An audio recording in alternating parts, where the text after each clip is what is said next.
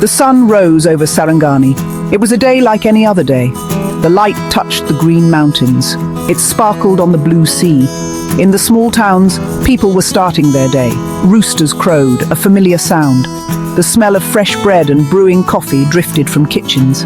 Children in neat uniforms walked to school. They laughed and chatted with their friends. Fishermen were already out on the water. Their small boats, called bankers, bobbed gently on the waves. It was a peaceful morning in the southern Philippines. No one knew that everything was about to change in an instant. Life moved at a gentle pace. In the markets, vendors arranged their colourful fruits and vegetables.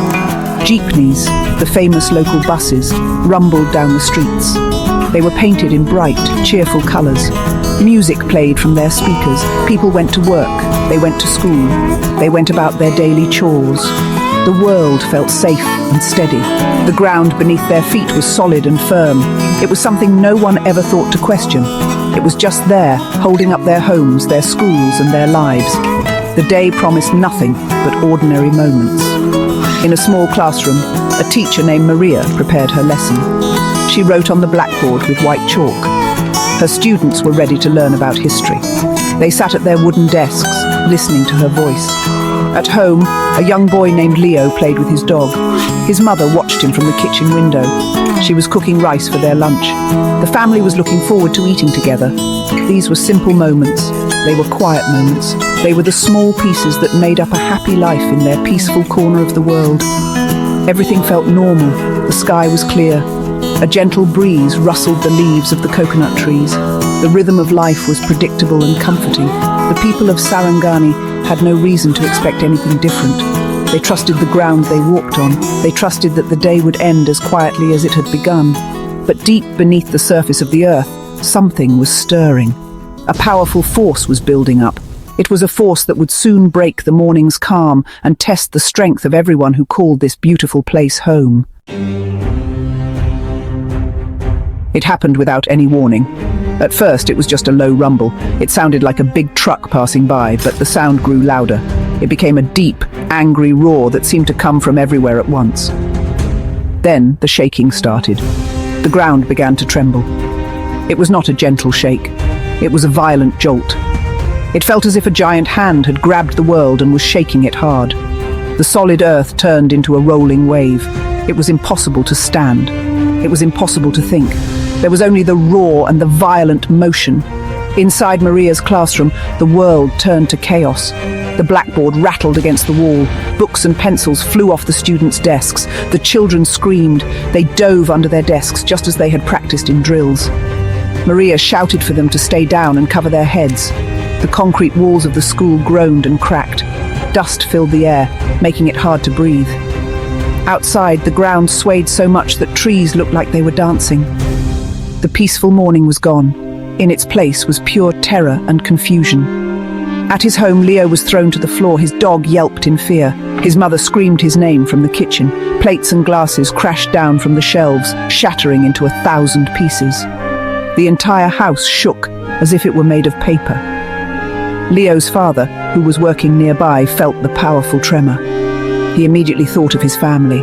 He started running toward his home, his heart pounding with fear.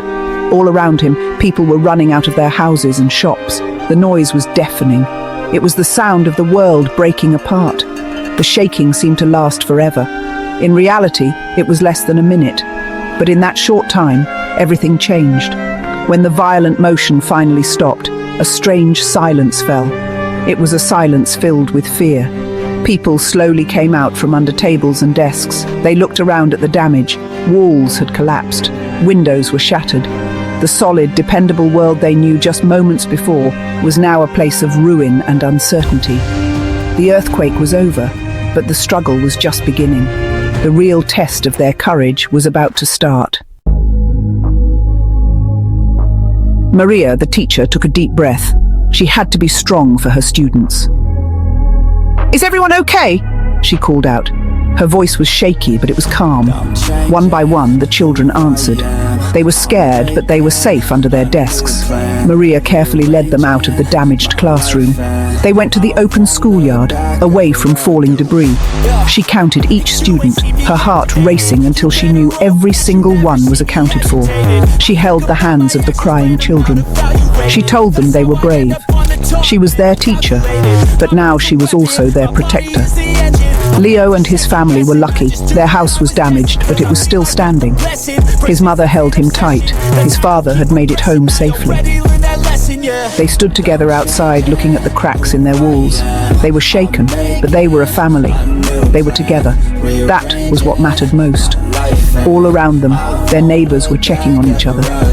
"Are you hurt?" they called out. "Is your family safe?" People shared water. They helped the elderly find a safe place to sit. In the middle of the fear and confusion, small acts of kindness began to shine through the dust.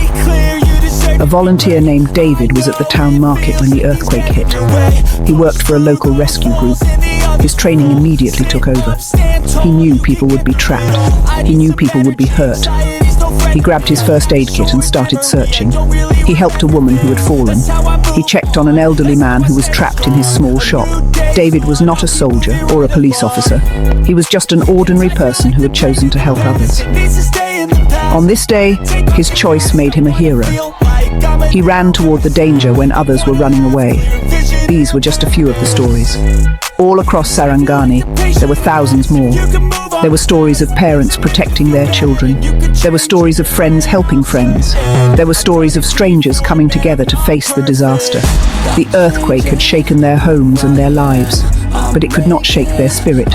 It showed the deep strength that was hidden in the hearts of ordinary people. They were scared, but they were also brave. They were victims, but they were also helpers. Their courage became a light in the darkness. Why did this happen? Why did the earth shake so violently? The Philippines is in a special place on our planet. It sits along something called the Ring of Fire. This is not a real ring of fire. It is a path around the Pacific Ocean where many volcanoes and earthquakes happen. It is honestly one of the most active areas on Earth. The surface of our planet is not one solid piece. It is broken up into huge puzzle pieces called tectonic plates. These plates are always moving, very, very slowly. They float on the hot, soft layer of rock deep inside the Earth. Most of the time, we do not feel these plates moving. They move about as fast as our fingernails grow. But sometimes, the edges of these plates get stuck. While the rest of the plate keeps moving, the edges stay locked together. This causes a huge amount of pressure to build up, like a tightly coiled spring. All that stored energy has to go somewhere. The stress builds and builds over many years. It pushes against the rocks, bending them and straining them until they finally reach their breaking point. This is what happens deep beneath the ground, hidden from our view. Suddenly, the stuck edges break free. The rocks snap. The plates lurch forward in a sudden, violent slip. This sudden release of energy sends out powerful waves in all directions. These are called seismic waves. When these waves reach the surface, they cause the ground to shake. That is what we feel as an earthquake. The place where the rock breaks underground is called the focus. The spot directly above it on the surface of the Earth is called the epicenter. The shaking is usually strongest at the epicenter. The 2023 Sarangani earthquake was strong because a lot of pressure had been released. The Philippines is located where several of these tectonic plates meet. They are constantly pushing and grinding against each other. This is why the country has so many earthquakes. It is a natural part of living in this beautiful but active region. Scientists study these plates. They can tell us where earthquakes are likely to happen, but they cannot predict exactly when they will strike. That is why being prepared is so important. Understanding why the earth shakes helps us understand that we must always be ready for its power. In the hours and days after the earthquake, the true character of Sarangani's people shone brightly. The destruction was immense. Many homes were gone, turned into piles of wood and concrete. Roads were cracked and blocked by landslides. Power lines were down, leaving towns in darkness. But amidst the ruins, something powerful was being built. It was a community of heroes. Ordinary people became rescuers. Neighbors became family. Everyone looked for ways to help. They did not wait for instructions. They just started working together to save lives and support each other. Volunteers like David were joined by hundreds of others. They formed teams to search for people who might be trapped in collapsed buildings. They dug through rubble with their bare hands. They carried the injured to safety. Fishermen used their boats to bring supplies to isolated coastal villages that were cut off by landslides. Teachers like Maria set up temporary shelters in open spaces. They organized games for the children to help them feel safe and forget their fear for a little while. Everyone shared what they had, whether it was a bottle of water, a blanket, or a comforting word. Soon, help began to arrive from outside. The government sent soldiers and disaster response teams. They brought heavy equipment to clear the roads. They set up medical tents to treat the injured. Aid organizations from around the country and the world sent food, water, medicine, and tents. Experts like engineers and geologists arrived to check the safety of buildings and bridges. They helped local leaders understand the risks of aftershocks. These were smaller earthquakes that often follow a big one. The experts and leaders worked together to create a plan for recovery. The spirit of Bayanihan was everywhere. This is a special Filipino word. It means a community coming together to achieve a common goal. It is the spirit of helping one another without expecting anything in return. You could see it in the community kitchens set up to feed everyone. You could see it in the young people helping to clear debris. You could see it in the families sharing their temporary shelters with strangers. The earthquake had taken so much, but it could not take their unity. In fact, it made their community stronger than ever before. The work of rebuilding began slowly. It was not just about rebuilding houses. It was about rebuilding lives and rebuilding hope. The first step was to make sure everyone was safe. Engineers checked schools, hospitals, and other public buildings. Some buildings had to be torn down, others could be repaired. The government and aid groups gave families materials to build temporary shelters. It was not much, but it was a start. It was a roof over their heads. It was a place to feel safe while they planned for the future. The road to recovery would be long. Lessons were learned from the disaster. People realized how important it is to be prepared. The government and community leaders started programs to teach everyone about earthquake safety. They taught people how to build stronger houses that could resist shaking. They created new evacuation plans for towns and villages. Schools practiced their earthquake drills more seriously than ever before. Maria, the teacher, taught her students not just to hide, but to know where to go after the shaking stops. Being prepared was the best way to protect themselves from the next earthquake.